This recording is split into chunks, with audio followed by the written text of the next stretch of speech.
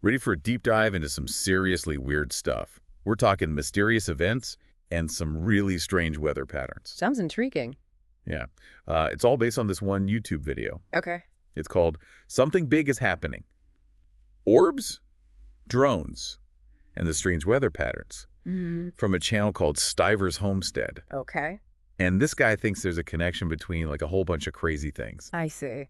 And we're going to try to figure out if he's right or if he's just, Going a little too far. yeah, basically. Well, what's interesting right off the bat is just how many different things he brings up. There's Right. glowing orbs and unexplained drones, earthquakes, tsunamis, even a tornado warning. Wait, a tornado warning Yeah, in San Francisco. in San Francisco?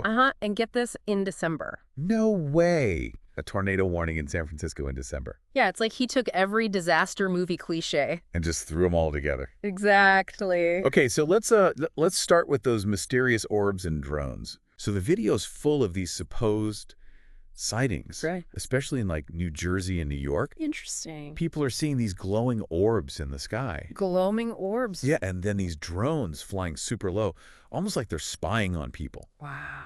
And he claims there's even military and police footage of this stuff. Really? Yeah, and these orbs are like some kind of energy. Energy. Yeah, like coming up from the ocean. From the ocean. What, like Atlantis or something? Uh-huh.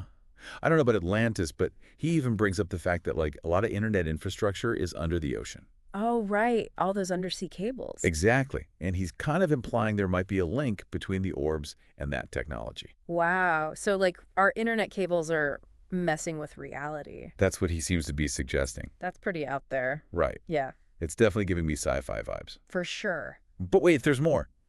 He then throws extreme weather into the mix. Oh, boy. So we've got the earthquake in California recently and that tsunami warning. Yeah, that was scary. Totally. And that's already pretty unusual for that area. It is. And then on top of that, you've got that crazy tornado warning in San Francisco in the middle of winter. It's like Mother Nature's gone haywire. Right. But here's the real kicker. What's that? He tries to connect all this to something called HAARP. HAARP. Yeah, it stands for the High Frequency Active Auroral Research Program. Oh, okay. It's this scientific facility in Alaska that studies the ionosphere. The ionosphere. Basically a layer of our atmosphere with a bunch of charged particles. I see. But HAARP has been at the center of all these conspiracy theories. I've heard of that. Yeah, some people think it can control the weather, Like a weather weapon. basically. Yeah. Wow. So what you're saying is this guy thinks... He thinks these energy orbs, maybe powered up by our internet cables, are causing all these crazy weather events. And that maybe HAARP is involved somehow. Yeah, that's his theory. It's a lot to take in. I know, right? It's like a conspiracy theory buffet. It is, but we need to remember this is just one guy's interpretation of these events. Right. We got to dig deeper and see if there's any real evidence to back up these claims. For sure, but even if we don't buy into the whole HAARP thing, these events are still pretty freaky on their own. Oh, absolutely. Especially that San Francisco tornado warning. Yeah, it makes you wonder, are we seeing a real change in the planet's behavior?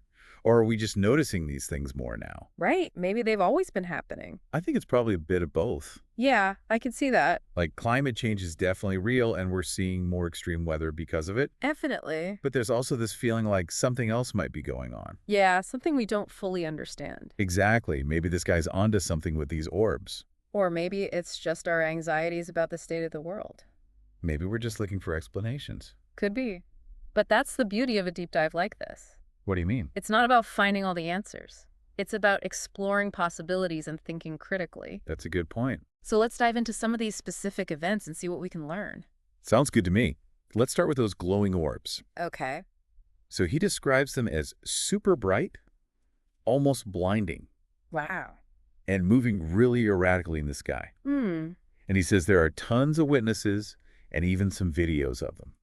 Interesting. Is there any, like, scientific explanation for this, or is this totally uncharted territory? Well, there are natural things that could explain some of it, Like what? like ball lightning or meteor showers. Right.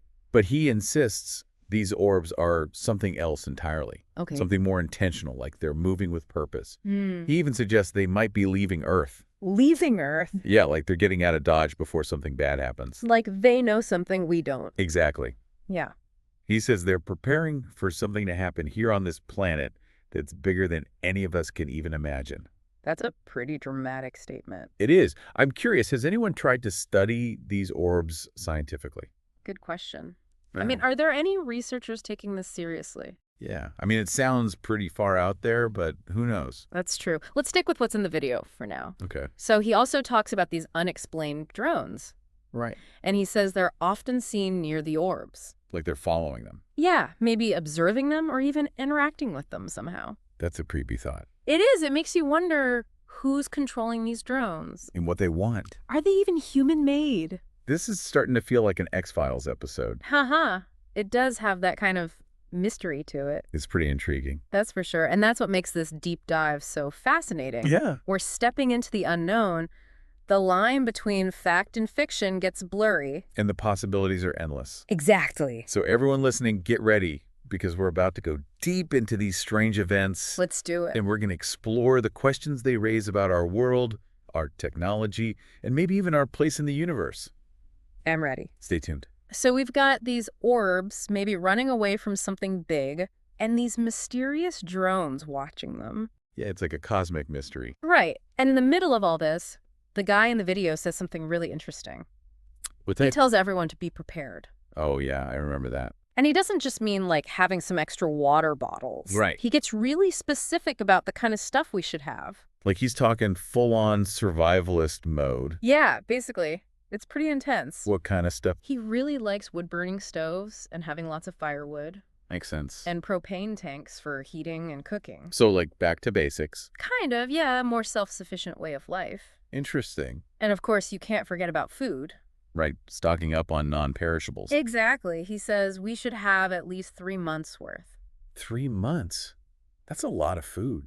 It is. But think about it. If there's a natural disaster or some kind of emergency. You need to be able to feed yourself. Right. Having that extra food can make all the difference. It's not about being paranoid or anything. It's about having that safety net. Exactly, just in case. He also talks about medicine. Oh, yeah, makes sense. Especially natural remedies, which makes sense given his background. Right, he's big into herbalism and all that. Yeah, he tells people to stock up on herbal tinctures and stuff for boosting immunity. Interesting. So like a more holistic approach to health. Yeah, kind of like a backup plan for your health. I mean, modern medicine is great, but it's not always available. Especially in emergencies. So knowing some natural remedies and basic first aid could be really helpful. Definitely. And learning about herbs and stuff can be pretty fun, too. I've been trying to learn more about that myself. Nice. But what I thought was really interesting was his emphasis on mental well-being. Oh, yeah. That's so important, but often overlooked. Right. He talks about self-care and mental stability. Especially during stressful times. Exactly. Like, how do we prepare ourselves mentally and emotionally for tough situations? That's a great question.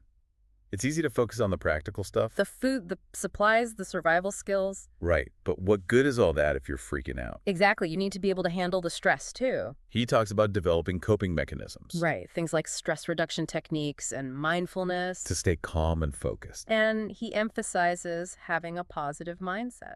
Believing you can get through it. Exactly. It's about building that inner strength. Do you have any practices that help you stay grounded during tough times? Oh, yeah. For sure. Meditation has been a game changer for me. Me too. It helps so much. It's not about ignoring problems. It's about creating space to observe your thoughts and emotions. Without judgment. Right, so you can respond to things more calmly. Exactly. It helps you stay more centered. He also talks about the importance of social connections. Right. Community support. It's not just about individual survival. It's about helping each other out. We're social creatures. We need each other. Especially during tough times. He's reminding us that real strength comes from strong communities. Where people are there for each other. Sharing resources, working together. Exactly. It's about that collective resilience. And that sense of community isn't limited to just your neighborhood. Right. We're all connected online, too. There are tons of online communities where people can support each other. Share information, offer encouragement. It's a whole new way of thinking about community. And he also talks about personal empowerment. Oh yeah, self-sufficiency. Not just surviving, but thriving. Even when things are tough. I love that idea. It's about taking control of your life. And learning new skills. Like gardening, food preservation, basic home repairs. So you're not so reliant on other people. Exactly. It's about becoming more self-sufficient. Does that resonate with you? Totally. I've been trying to learn more about gardening. Nice. There's something so satisfying about growing your own food. I can imagine. It's like connecting with nature, taking control of your food supply. And you get fresh, healthy food. It's a win-win. There's definitely a sense of accomplishment that comes with those skills. And it's not just about being prepared for the future. It's about enriching your life right now. I think there's definitely a link between self-sufficiency and a sense of purpose. Yeah, like you're more capable, more in control. Exactly. You're not just a passive consumer. You're an active participant in your own life. It's a powerful feeling. And he seems to be saying that these acts of self-reliance can help with anxiety too. Yeah, like when you feel more capable, you feel less helpless. It's about taking back some control in a world that can feel chaotic. So it's not about hunkering down in fear. It's about embracing the opportunity to learn and grow. To build a life that's both fulfilling and adaptable. I love that perspective. It's about seeing challenges as opportunities. And it all comes back to his main message: be prepared, not out of fear. But out of empowerment. He wants us to stay informed, think critically, and talk to each other. He believes knowledge is power. And that by working together, we can create a more resilient world. It's a hopeful message, even though he's talking about some pretty intense stuff. He's not saying the world is ending. He's saying we have the power to make things better. To face challenges with resilience and hope. It's inspiring, actually. And he reminds us that even with all the uncertainty and potential problems, There's still beauty in the world. we can find joy in simple things, connect with nature, appreciate life. It's a beautiful reminder. And it brings us to the final part of our deep dive, Where we'll wrap everything up. and explore what all this means for us as we move forward. Man, we've covered a lot of ground, haven't we? We have orbs, drones, extreme weather preparedness. It's been a wild ride. It really has. So now we're at the end of our journey Time to take stock of everything. and see what it all means going forward. So the guy in the video ends on a pretty powerful note. Yeah. He acknowledges that disruptions could happen, but he doesn't want us to be afraid. Right. He wants us to be prepared. Not just with supplies, but mentally and emotionally too. It's about being ready for anything. He reminds us that we have more control than we think. And by taking action, we can face these uncertain times head on. Instead of just feeling helpless, Exactly. it's about taking charge and shaping our own future. He also wants us to really think about the information we're getting. Like, don't just believe everything you see and hear. Right. Question your assumptions. Be careful about what you believe. Especially with so much information out there. And so much misinformation. Yeah. He wants us to do our own research. Look at different perspectives. Talk to each other even when we disagree. Because knowledge is power. And the more informed we are, the better we can handle whatever comes our way. But there's something else he says that really stuck with me. What's that? He talks about how important it is to be connected. Oh, yeah, to each other. He believes that's where real strength comes from. From strong communities. Because we're not meant to go through things alone. Especially not tough times. We need each other for support, To share resources. to work together, It's about realizing that we're all connected. and that we have a responsibility to each other. So it's not just about prepping your own house and your own supplies. It's about building those connections with the people around you. Your family, your friends, your neighbors. And even people online. Right. The internet can be a powerful tool for building community too. So even with all this talk about glowing orbs and potential disasters, His message is ultimately one of hope. he's not telling us to hide in a bunker, He's telling us to connect with each other, to build resilience to together. face challenges head on. It's really quite inspiring. So as we wrap up this deep dive, what are your main takeaways? Well, I think for me, it's the reminder that we have a choice. A choice. Yeah. We can choose to be afraid and do nothing, or we can choose to be empowered and take action.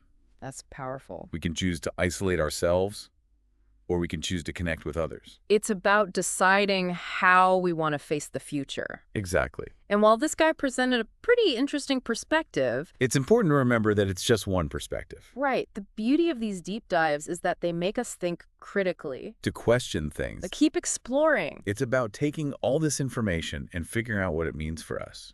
So as we wrap up, we encourage you to keep asking questions. Keep learning. Keep talking to each other. This isn't the end of the journey. It's just the beginning. Thanks for joining us on this deep dive We hope you enjoyed it. and that it got you thinking. Until next time, stay curious, stay engaged, and stay connected.